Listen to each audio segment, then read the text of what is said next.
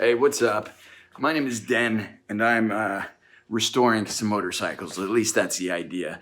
I had something happen recently where I ended up acquiring two motorcycles. They're dead, messed up, ugly pieces of crap motorcycles, and I want to restore them. I'm an amateur. I've never done something to this extent. I have worked on things before. I am good with tools. I am a bit savvy when it comes to fixing things, but I've never done anything like this before. So what had happened is I began working on these restores, and I realized I need to start documenting everything. So that's what I'm gonna do here, just kind of update you on where I'm at with the bikes, what my plan is for the bikes, and hope to get these things running with your guys' help and a little bit of grease, I guess. Yeah, let's get started.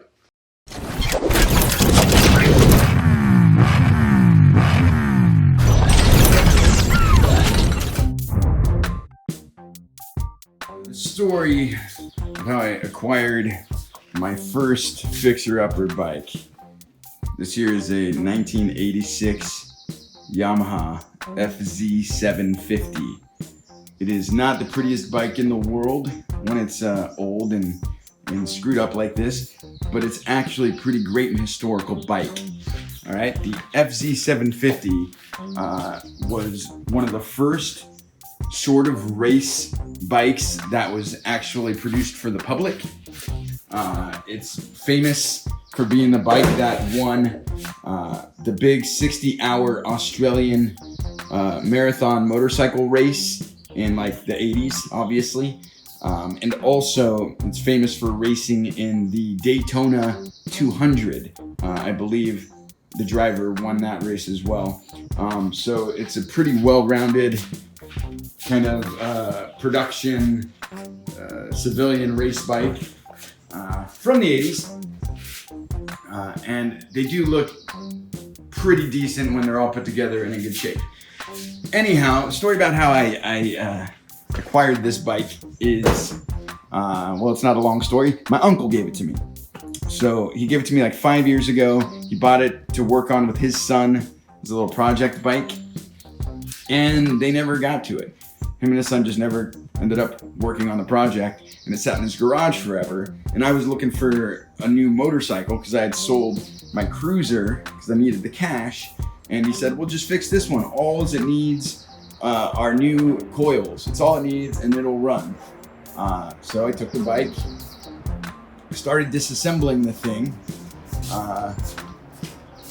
purchased some new coils that didn't quite fit, had to kind of manipulate it to get it to fit, and it still wouldn't run, and I didn't know why because I'm such a novice.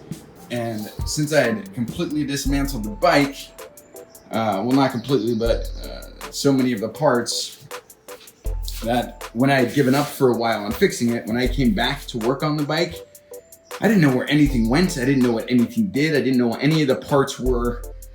And so therefore it sat in the garage for another like 4 or 5 years. Now it's time for me to get to fixing this thing. One of the major problems that I have about this bike is that another reason my uncle never got it going and never fixed it is after he purchased the vehicle, he took it to the DMV and had so many back fees for registration that it totaled $700, which kind of didn't make it worth fixing up to him. He only bought the bike for $300.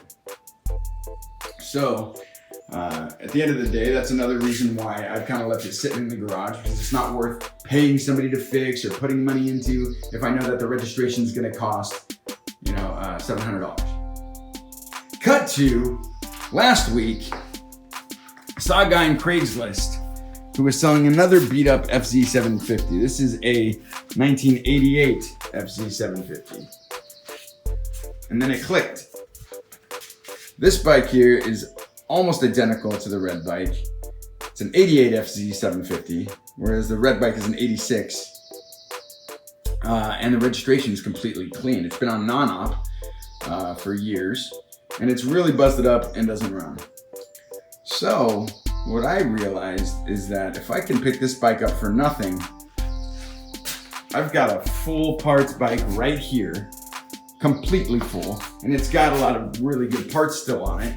Like the blue bike, really messed up.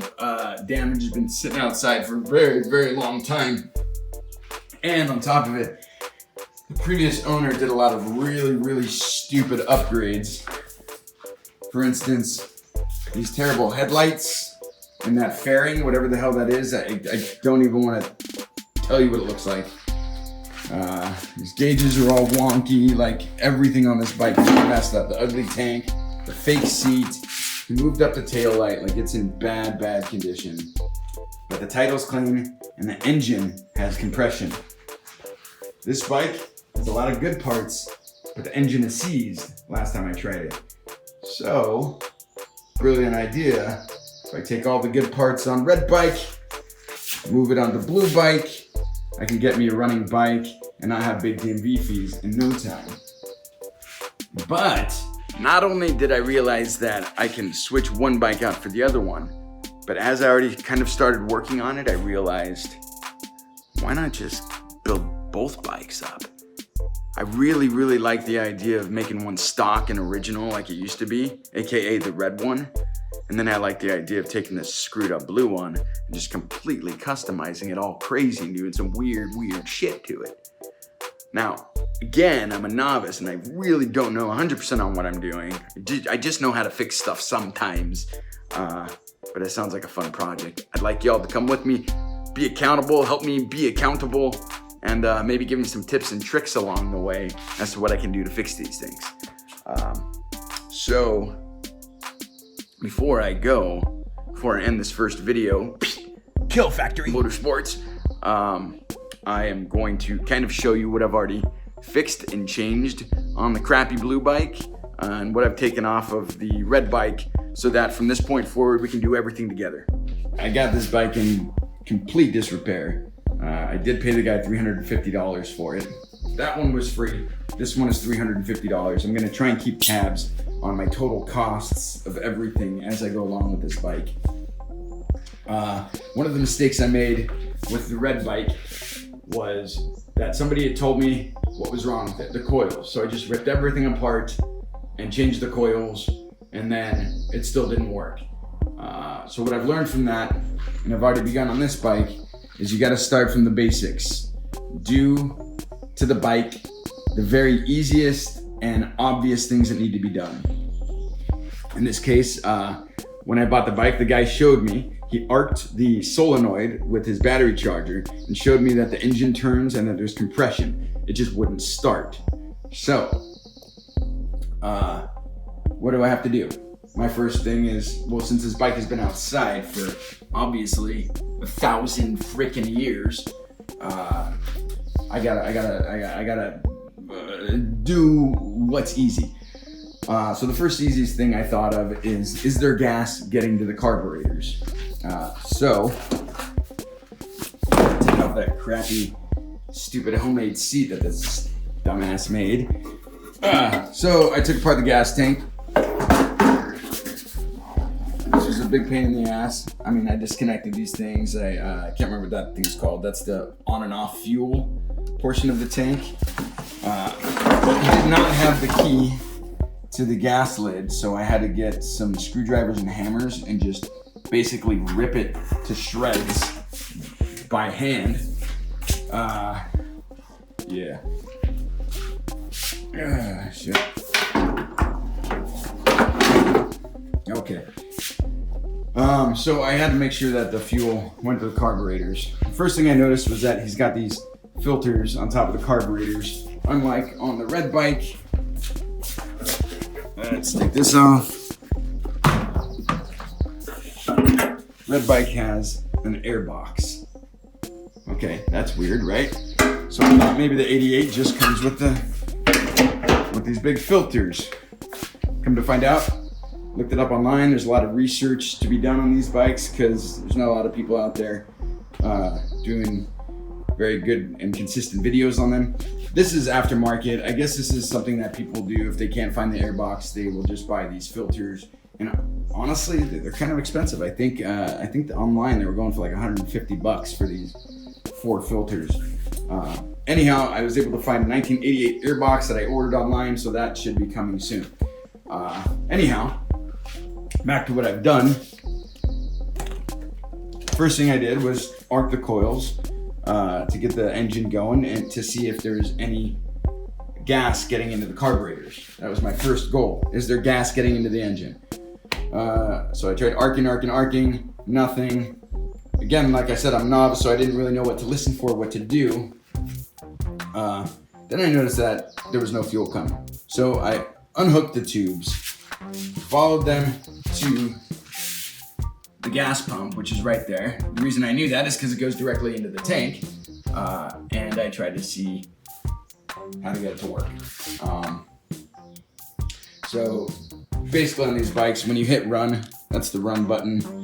The battery's already on, right? You hit run, you should start hearing the fuel filter, the fuel pump making some noise and pumping. It wasn't doing any of that. So I said, okay, first thing I gotta do, I gotta fix the fuel pump. I took it off completely.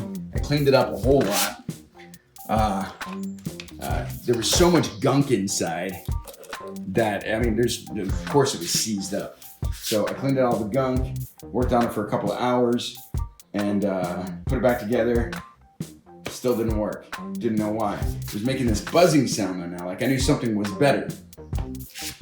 So I took it apart again, come to find out that this piece up here, which was stuck to the top, I didn't know it came apart. There's a gasket in there, and it was just, it's so gunky in there that it was stuck on. Somehow I was able to knock that piece off and find out that the actual pump, the spinning wheel inside of the pump that kind of regulates the flow of gas to the carburetors, that's what was really gunked up. So it was trying to pump fuel, the pump part was working, it was going into the spindle area and then just seizing up. So I was able to clean that out more, make sure that spinning wheel inside the pump worked really well, that it was free spinning. That was good, that was helpful. Put the pump back together, boom, it started working. But then it would stop, it would seize up, and I would hear this buzzing sound. So I went online, I checked some things out. I found out that some other guy had the same problem, and he traced it to a relay switch, which is right here. This is a relay switch. Mine was just completely buzzing, like it would pump for like a second and then just buzz out of control. So I didn't know what to do about that. I tried giving it more juice on the battery charger. Maybe it was a battery issue, still didn't work.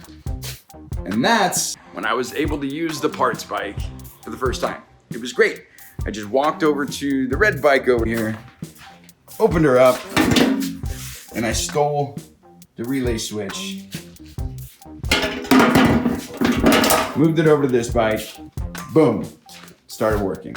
So good, I got the pump working. Now I just had to get some new hoses, try and clear the carburetor lines so I can get gas in there. I haven't done that yet though, because what do I do next what do you do next when you're trying to troubleshoot something? You take care of the easy stuff. The next thing is that this bike has been sitting around for so long, I needed to change the oil. God, I went through some shit with this bike already. So yeah, obviously you gotta find out where the screw is that drains the oil, and then change the oil filter. So it took me a while to figure that out. I ended up having to take off the exhaust pipes at the end of it because it was too much of a pain in the ass. It was too much of a pain in the ass where the oil filter was. So I ended up doing that. Went under here in the back of the bike. Found that. Where is that? Boom. Found that little screw. Drained the oil out. It was pretty muddy. And then I came up to the filter here. This is where the oil filter is. And I was able to get that out, clean it up really well. Let me show you what this oil filter used to look like.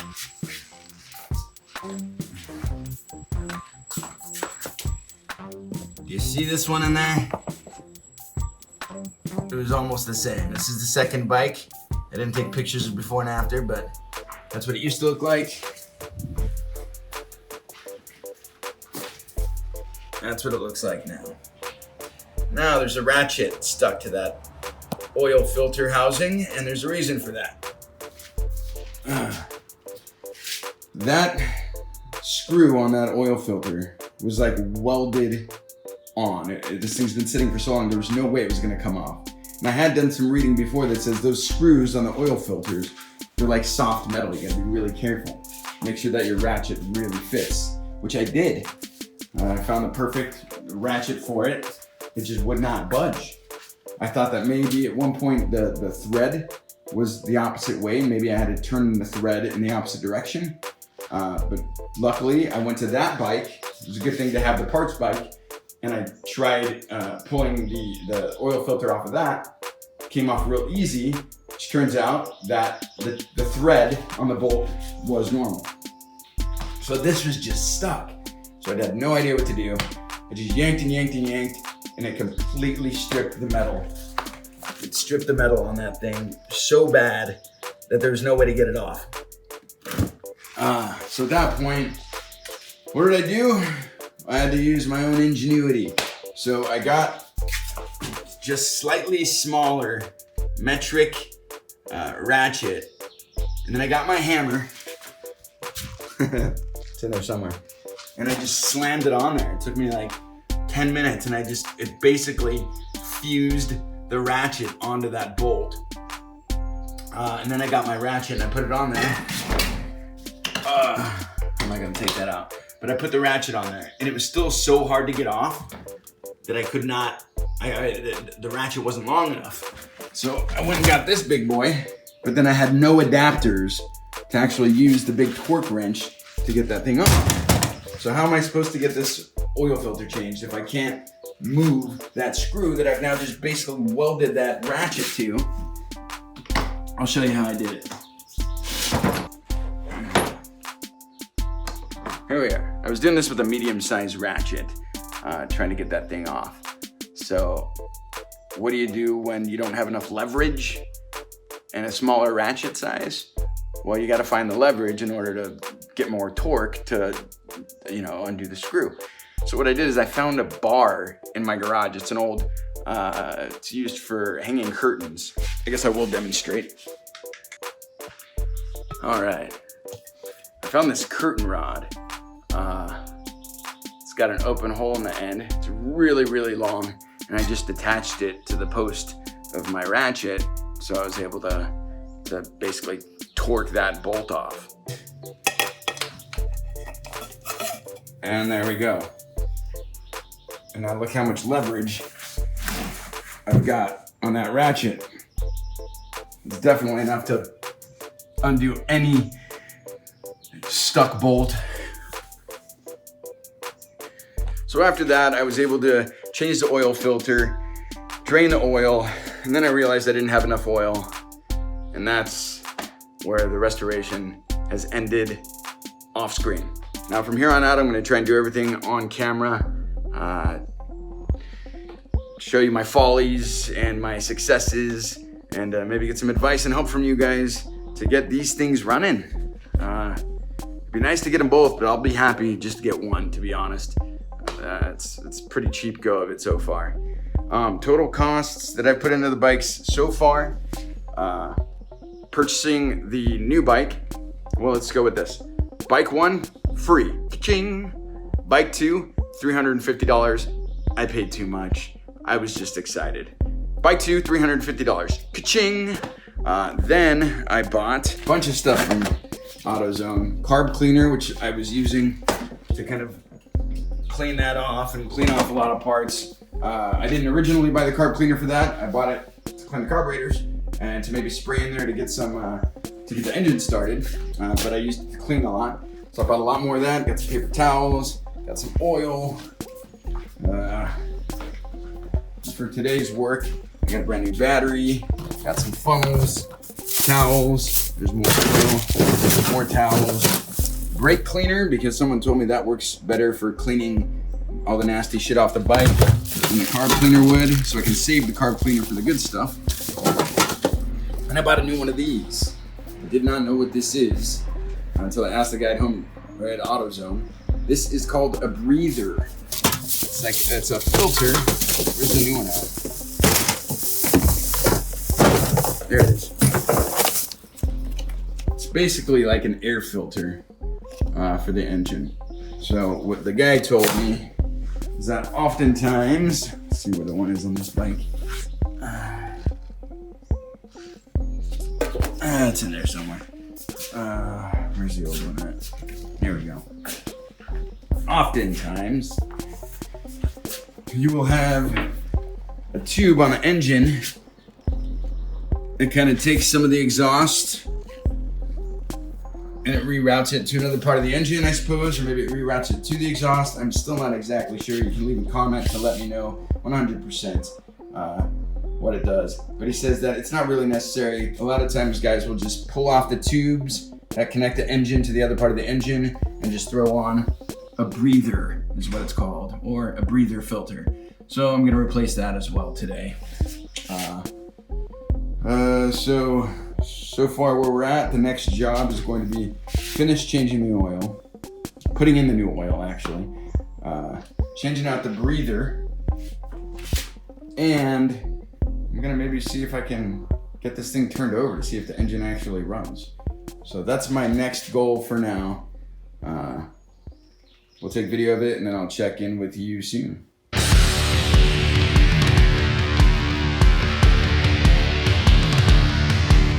Hey, thanks for joining me on the very first of a series of restoration videos, the 1986 and 1988 FZ750.